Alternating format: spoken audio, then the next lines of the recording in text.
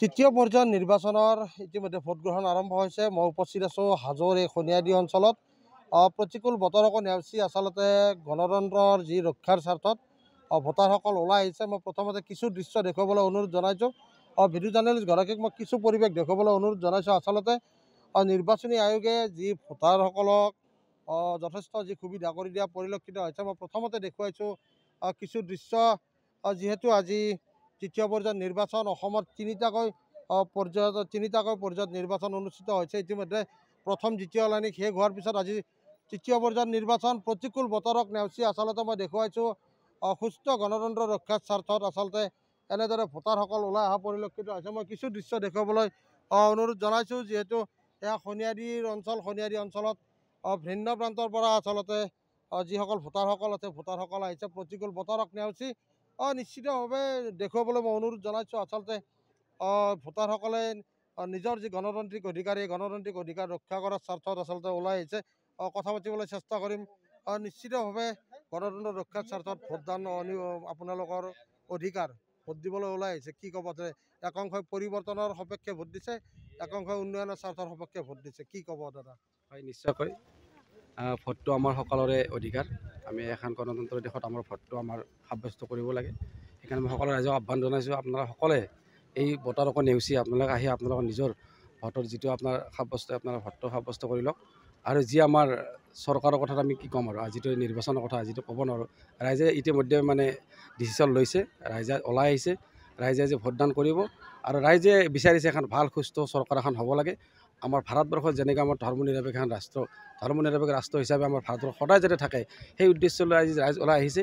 আৰু আমি নিশ্চয়কৈ যিহেতু আমি কংগ্ৰেছ দলৰ এটা নেতা হিচাপে মই আপোনাক ক'ব বিচাৰিছোঁ, এইবাৰ আমি নিশ্চিতভাৱে আমি অসমত ভাল ফল দেখাৰ লগতে সমগ্ৰ ভাৰতবৰ্ষতে আমি কংগ্ৰেছ দলে এটা ভাল ফল দেখাম। আৰু আমি অনাগত দিনত আমি চৰকাৰ কৰিবলৈ সক্ষম হ'ম। মই পুনৰবাৰ কৈছোঁ, একাংশই পৰিৱৰ্তনৰ সপক্ষে ভোটদান, উন্নয়নৰ স্বাৰ্থত ভোটদান দিছে। আচলতে ৰাইজ বিমোৰত পৰিছে, কিন্তু ভোট দিব ওলাই আহিছে, ভাল লক্ষণ। কি ক'ব?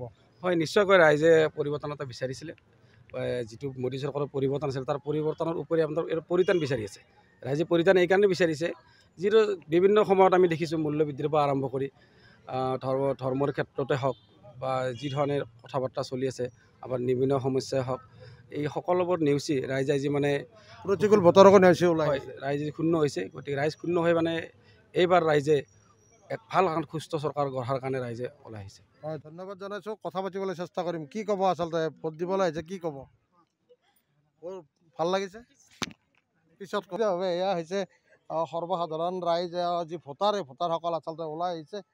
নিশ্চিতভাৱে সুস্থ গণতন্ত্ৰ ৰক্ষাৰ স্বাৰ্থত পুৱাৰে পৰা লানি নিচিঙা সোঁত বব বুলি ক'ব লাগিব। কিয়নো যথেষ্ট পৰিমাণে বৰষুণ হৈছে, পুৱাৰ ভাগৰ পৰা যথেষ্ট পৰিমাণে বৰষুণ হৈছে। বৰষুণকো নেওচি তেওঁলোকে ভোটদান কৰিবলৈ ওলাই আহিছে।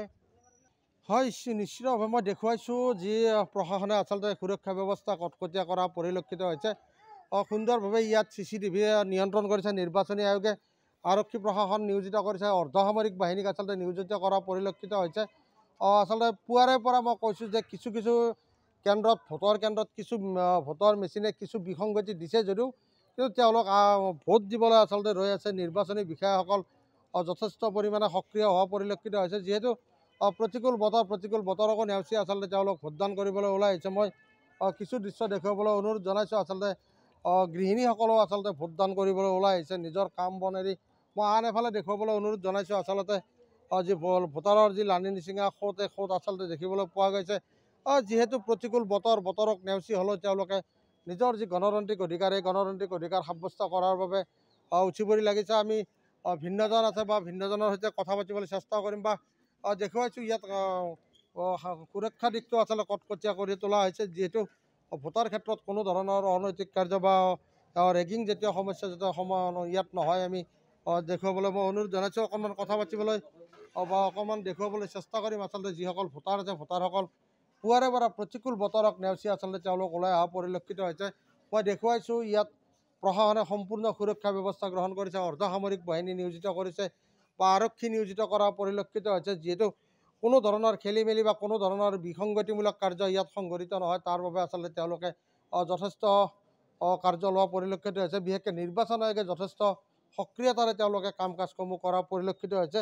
যিহেতু তৃতীয় পৰ্যায়ৰ নিৰ্বাচন আবেলি ভাগত নিৰ্বাচন সমাপ্ত হ'ব নিশ্চিত। প্ৰতিকূল বতৰ বৰষুণ যথেষ্ট বৰষুণক নেওচি হ'লেও যিসকল ভোটাৰ আহিছে ভোটাৰসকলে যাতে কোনো ধৰণৰ সমস্যাত নপৰে তাৰ বাবে তেওঁলোকে যথেষ্ট পৰিমাণে সক্ৰিয়তা প্ৰদান কৰা পৰিলক্ষিত হৈছে। হয়।